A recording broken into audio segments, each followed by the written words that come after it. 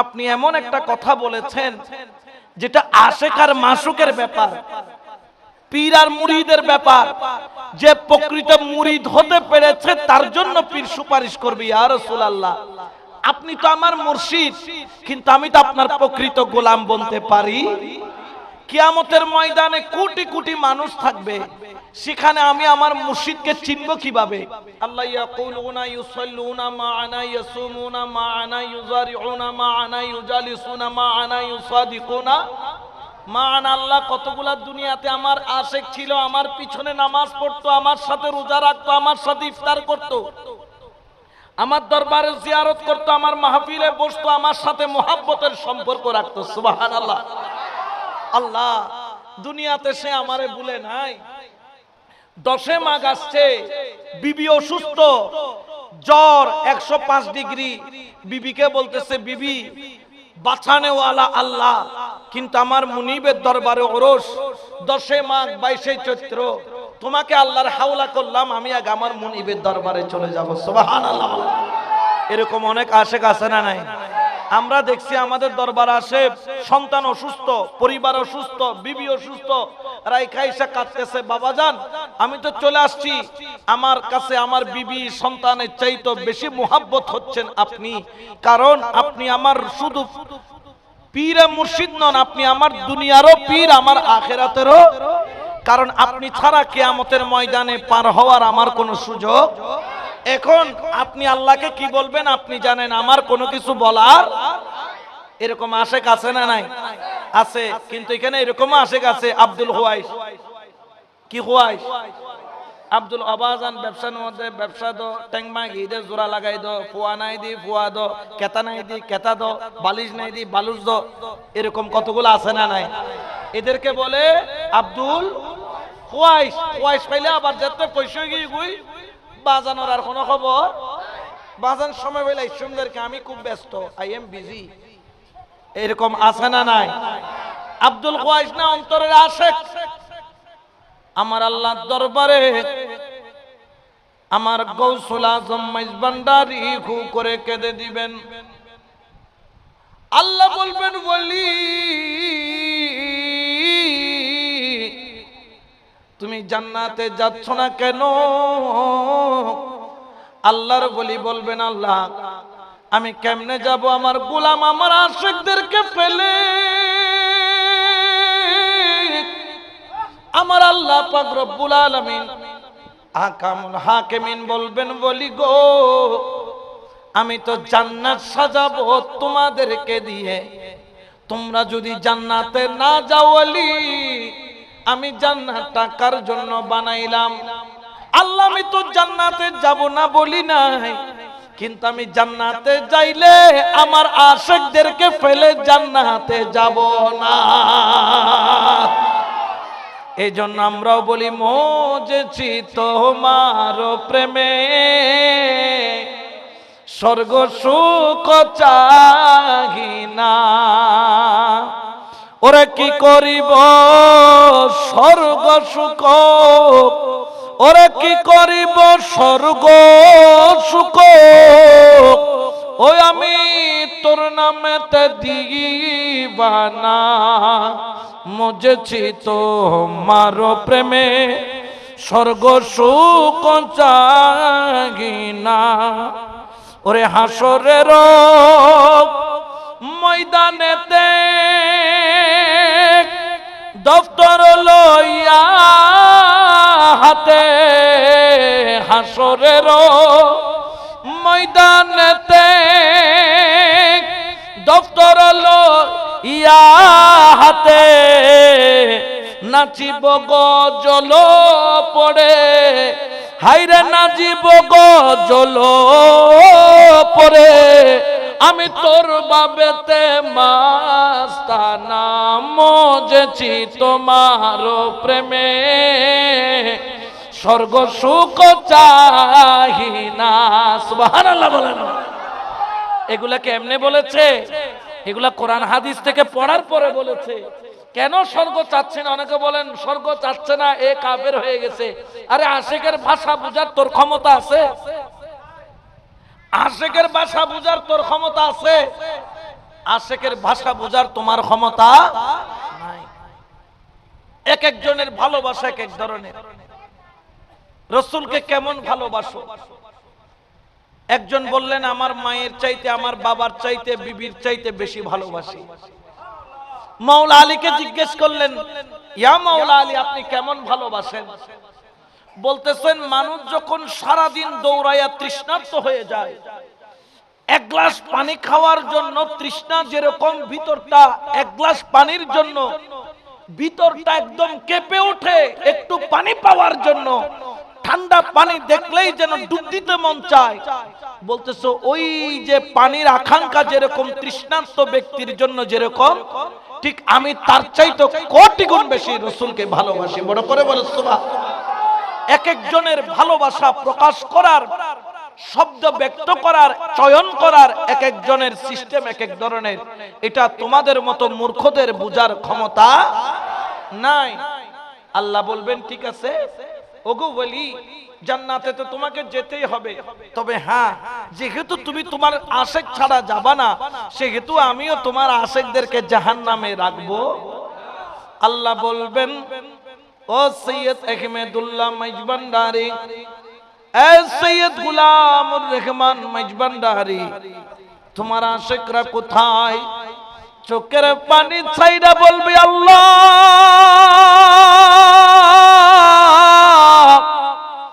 জাহান্নামের আগুনের মধ্যে তারা জ্বলতেছে, ফুটতেছে ফুটতেছে।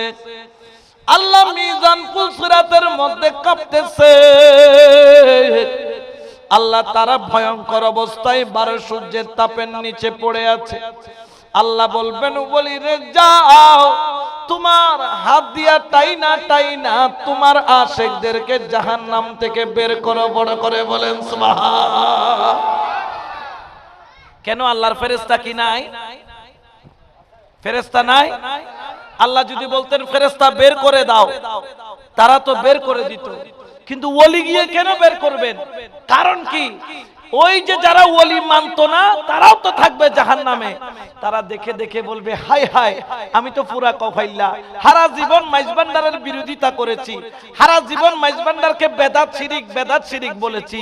আয় হায়, যদি একটু হাতটা সেই দিন ধরে ফেলতাম, আজকে তো ওই হাত আমিও পেতাম। বড় করে বলেন না সুবহানাল্লাহ। এই জন্য আশিক বলেন, মুর্শিদ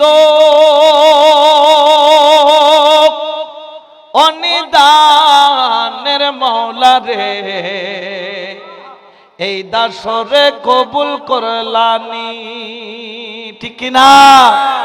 ওরে তোমার কৃপা পাওয়ার আসে, ওই আমি ঘুরি দিন জামিনী। তোমার কৃপা পাওয়ার আসে, ওরে আমি ঘুরি দিন জামিনী।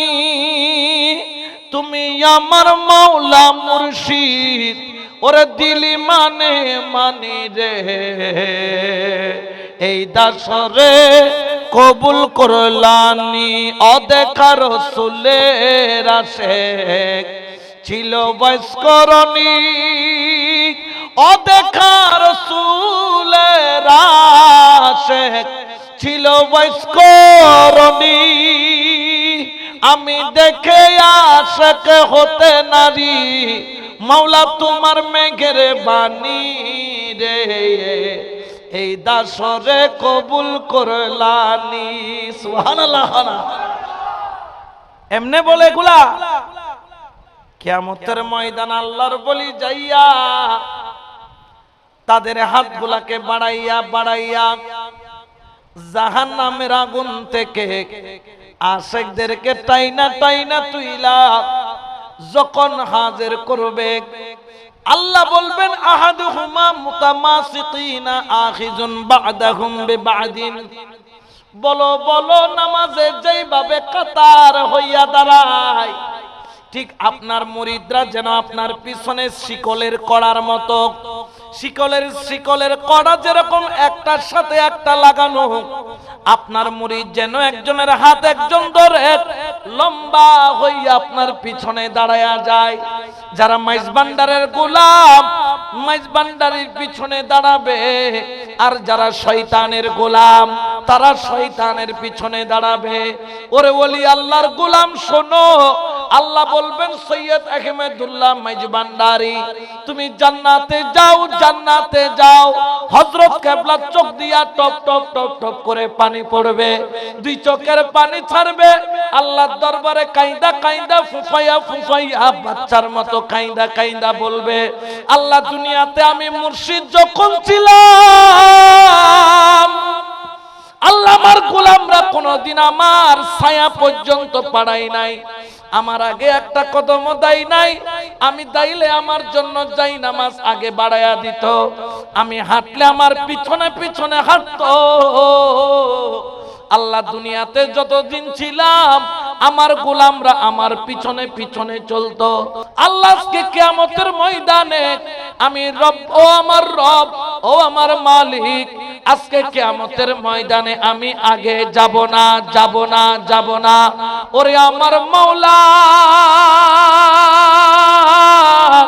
আজকে তোমার কাছে ফরিয়াদ, হাত্তা ইয়াদখুলা আউয়ালুহুম ওয়া আখিরুহুম, আমার যত গোলাম আছে আউয়াল থেকে আখির, শুরু থেকে শেষ, এক নম্বর থেকে শেষ নম্বর পর্যন্ত হাজিরা ডেকে ডেকে, হাজিরা ডেকে ডেকে, শিক্ষক যেভাবে roll number 1, roll number 2, roll number 3 বলে হাজিরা ডাকে, আমার ওলি আল্লাহ সেইভাবে নাম ধরে হাজিরা ডেকে ডেকে হাত্তা ইয়াদখুলা আউয়ালুহুম ওয়া আখিরুহুম, মুরিদের শুরু থেকে শেষ পর্যন্ত জান্নাতে না পাঠাইয়া আমার সৈয়দ আহমেদুল্লাহ মাইজবান্ডারি, আমার সৈয়দ গোলামুর রহমান বাবা ভান্ডারি তিনি জান্নাতের মধ্যে যাবেন, যাবেন, যাবেন না।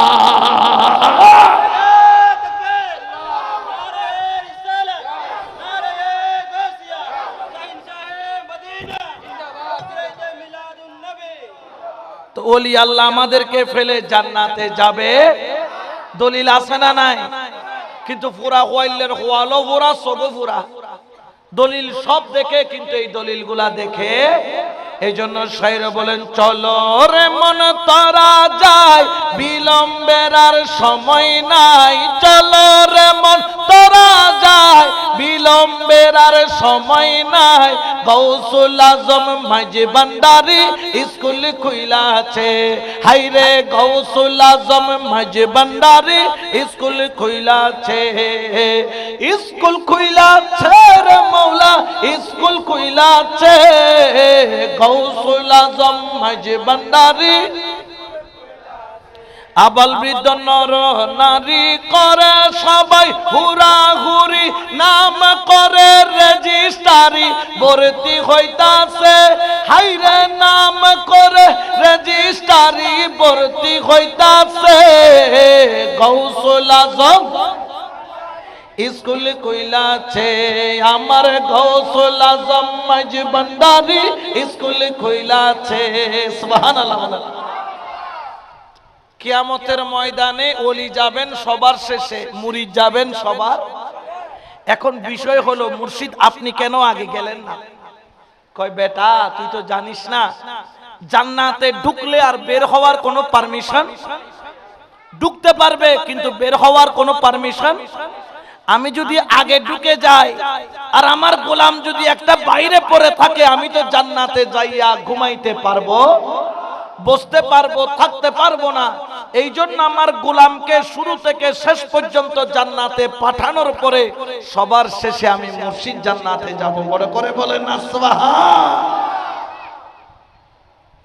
এই হাদিসটা যখন বললেন হযরত সাহাল ইবনে সাআদ রাদিয়াল্লাহু তাআলা, তিনি দাঁড়ানো থেকে জমিনে বসে গিয়ে রাসূলের কদম ধরে কাঁদতেছে, ছোট বাচ্চার মতো কাঁদে। যখন কাঁদতেছেন আমি বলছে কাঁদতেছো কেন? বলতেছি ইয়া রাসূলুল্লাহ, আপনি এমন একটা কথা বলেছেন যেটা আশিক আর মাশুকের ব্যাপার, পীর আর মুরিদের ব্যাপার। যে প্রকৃত মুরিদ হতে পেরেছে তার জন্য পীর সুপারিশ করবে। ইয়া রাসূলুল্লাহ, আপনি তো আমার মুর্শিদ, কিন্তু আমি তো আপনার প্রকৃত গোলাম বলতে পারি। কিয়ামতের ময়দানে কোটি কোটি মানুষ থাকবে, সেখানে আমি আমার মুর্শিদকে চিনব কিভাবে? এত কোটি মানুষ, যেমন এখানে মাত্র ধরেন 400-500 মানুষ, এই 500 মানুষের মধ্যে আগামী কালকেও যদি বলে যে হুজুর আমাকে চিনেছে না, হয়তো তুমি হন নসিন হুজুর খালি মাহফিল পর্যন্ত নয় হন্নান 11টার গান না বাদ এসার গান, হয়তো বাদ এসা কইদা ছিলে দে হুজুরে শোনার ও আচ্ছা, তারপর চিনলেও চিনতে পারি, না চিনলেও কিছু বলার, আবার নচিনলেও মাঝে মাঝে চিনি চিনি আসলে নচিনি, বুঝতে পারলে আর কি। এরকম হয় কি হয় না? আর হুজুর চিনুন না হন অমুক ও চিনি কেন শোনবা বালাস, আসলে চিনি না পারি, এখন এবার চিনতে গেলে আরো আধা ঘন্টা যাবে চিনতে চিনতে।